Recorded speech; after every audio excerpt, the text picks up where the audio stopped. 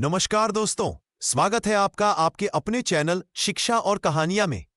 पिछले भाग में हमने सुना कि कैसे छोटे से बालक ध्रुव ने अपनी सौतेली मां सुरुचि के कठोर वचनों से आहत होकर अपनी मां सुनीति की प्रेरणा से भगवान की खोज में वन की ओर प्रस्थान किया। आज की कहानी वहीं से आगे बढ़ती है, जहां एक छोटा बालक अपनी सच्ची भक्ति से संपूर्ण ब्रह्मांड को हिला देता है। देवर्षि नारद ने जब ध्रुव के दृढ़ निश्चय को देखा तो वे उसकी परीक्षा लेना चाहते थे।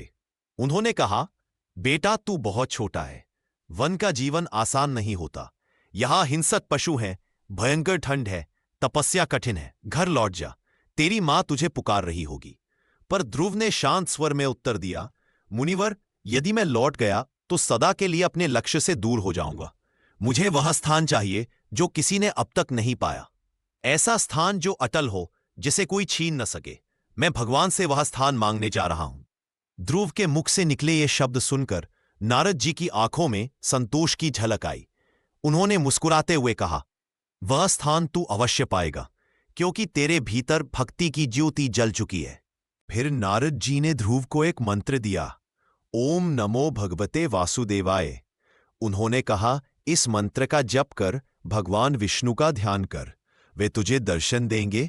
उनके दर्शन के बाद तेरा जीवन बदल जाएगा। यह कहकर नारद जी ने ध्रुव को मधुवन, मथुरा के निकट जाने की सलाह दी, जहां भगवान की कृपा सदैव बनी रहती है। ध्रुव ने विनम्रता से नारद जी के चरण स्पर्श किए और वन की ओर चल पड़ा। ध्रुव मधुवन पहुंचा। वहां उसने एक शांत स्थान चुना, एक वृक्ष के नीचे बैठ गया और ध्यान लगाना शुरू किया। उसके मन में केवल एक ही छवि थी, भगवान विष्णु की। न कोई भय, न कोई भूख, न कोई मोह। शुरू में उसने एक दिन में केवल एक बार फल खाया, फिर कुछ दिनों बाद केवल पत्ते खाए, फिर केवल जल पिया, और अंत में उसने जल भी त्याग दिया। दिन ब दिन उसकी तपस्या बढ़ती गई। उसका शरीर कृश होने लगा, पर मन प्रबल होता गया। देवताओं तक को आश्चर्य हुआ कि यह 5 वर्ष का बालक कैसी अद्भुत साधना कर रहा है। जब ध्रुव की तपस्या इतनी गहन हो गई कि उसने 5वें महीने में श्वास भी रोक दी, तब संपूर्ण सृष्टि कांप उठी। देवताओं ने भगवान विष्णु से प्रार्थना की, प्रभु, यह बालक अपनी भक्ति से संपूर्ण जगत को विचलित कर रहा है, कृपा कर इसे दर्शन दीजिए। भगवान विष्णु मुस्कुराए और बोले, यह कोई साधारण बालक नहीं है, यह अटल भक्ति का प्रतीक है। मैं स्वयं इसे दर्शन दूंगा। वन में मौन छाया हुआ था। ध्रुव ध्यानस्थ बैठा था। अचानक एक दिव्य प्रकाश फैला, सुगंधित वायु बहने लगी, आकाश में वीणा की ध्वनि गूंज उठी, और उस प्रकाश के मध्य प्रकट हुए भगवान विष्णु, शंख, चक्र, गदा और पद्म धारण किए हुए। ध्रुव ने आंखें खोली और भगवान के दिव्य रूप को देखा। उस क्षण वह शब्दहीन हो गया।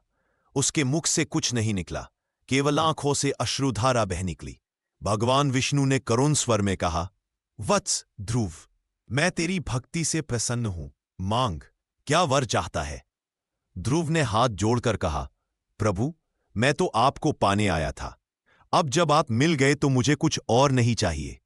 भगवान ने कहा, वत्स, तेरा हृदय निर्मल है, पर मैं तुझे वह स्थान देता हूं जो किसी को नहीं मिला। तू उस ध्रुव तारे के रूप में आकाश में स्थित होगा, जो अटल रहेगा, जिसे काल भी नष्ट नहीं कर सकेगा। संसार तुझे सदैव ध्रुव नाम से जानेगा। भगवान ने अपने शंख से उसके मस्तक को स्पर्श किया और ध्रुव के भीतर दिव्य ज्ञान का प्रवाह हो गया। वह जान गया कि जीवन का सत्य भगवान में ही निहित है। उधर राजा उत्तानपाद के महल में अशांति थी। राजा को जब ज्ञात हुआ कि ध्रुव अकेला वन चला गया है, तो उनका हृदय पछतावे से भर उठा। उन्होंने अपनी रानी सुरुचि की ओर देखा और कहा, तेरे कठोर वचनों ने मेरे पुत्र को घर से दूर कर दिया, और मैं एक पिता होकर भी मौन रहा। इससे बड़ा अपराध क्या होगा। राजा ने सेना भेजी, संतों को भेजा, पर कोई भी ध्रुव का पता नहीं लगा सका।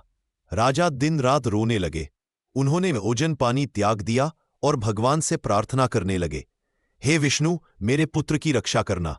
वह नादान है, पर भक्ति में सच्चा है। कुछ समय बाद भगवान विष्णु ने ध्रुव को आदेश दिया, वत्स, अब तू अपने पिता के पास लौट जा। तेरा कार्य पूर्ण हुआ। मैं तुझे वचन देता हूं, तेरे नाम से यह तारा सदा अमर रहेगा। ध्रुव ने भगवान को प्रणाम किया और राजमहल लौट आया। महल के द्वार पर जब वह पहुंचा तो पूरे राज्य में उत्सव मनाया गया। राजा उत्तानपाद स्वयं दौड़ते हुए आए और अपने पुत्र को गले लगाकर रो पड़े। उन्होंने कहा, बेटा, मैं पापी हूं, मैं पिता कहलाने योग्य नहीं। तूने मुझे क्षमा किया, यही मेरे जीवन का वरदान है। ध्रुव ने मुस्कुराते हुए कहा, पिताजी, जो बीत गया उसे भूल जाइए, अब मुझे केवल आपकी छत्र छाया चाहिए।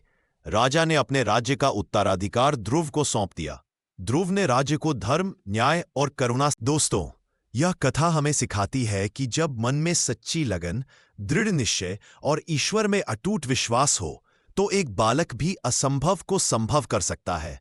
ध्रुव ने अपने पिता की गोद खोई पर भगवान की गोद पाली। उनका नाम आज भी अटलता और विश्वास का प्रतीक है। इसलिए जब जीवन में कोई हमें ठुकरा दे, जब कोई हमें कमतर समझे, तो हमें टूटना नहीं चाहिए, बल्कि ध्रुव की तरह अपने लक्ष्य पर अडिग रहना चाहिए। तो दोस्तों, यह थी राजा उत्तानपाद की कथा भाग 2, जिसमें हमने जाना कि कैसे ध्रुव की तपस्या ने भगवान विष्णु को प्रकट कर दिया और कैसे एक पिता का पश्चाताप एक राजा को विनम्र बना गया। अगर आपको यह कथा पसंद आई तो वीडियो को लाइक करें, अपने मित्रों के साथ साझा करें और चैनल शिक्षा और कहानियां को सब्सक्राइब करें, क्योंकि ऐसी प्रेरणादायक कथाएं हम हर बार लेकर आते हैं। अगले भाग में हम जानेंगे राजा उत्तानपाद के उत्तराधिकारी ध्रुव के राज्यकाल की अद्भुत घटनाएं और कैसे वे सत्य, धर्म और न्याय के प्रतीक बने।